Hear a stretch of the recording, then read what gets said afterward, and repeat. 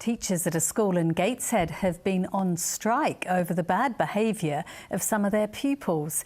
The action, led by teaching union members, has closed most of Heworth Grange School today. The union says only a small minority of students are responsible for the disruption, but claims the strikers were left with no choice. Jerry Jackson has the story.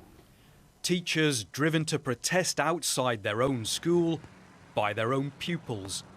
NASUWT members say they've put up with disruptive and even threatening behaviour for too long, and they've had enough. A small number of students are defiant. They verbal abuse and sometimes, occasionally, physical abuse, and we don't feel that the school has dealt with those issues seriously enough. No teacher should come to school on a daily basis and accept verbal abuse or to be physically abused. Heworth Grange is an academy school. Its last Ofsted report labelled it inadequate after previous good ratings. Today, the head teacher said he was saddened and disappointed by the strike and that a new behaviour policy had been implemented.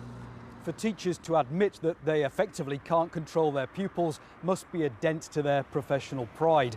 And it does seem this kind of situation is very rare. In fact, the NASUWT says it's only been involved in one other strike prompted specifically by pupil behaviour in the UK in the last 2 years.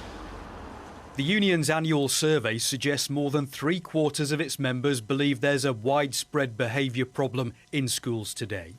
More than half said they'd been verbally abused by a pupil in the last year. 11% had been assaulted by one.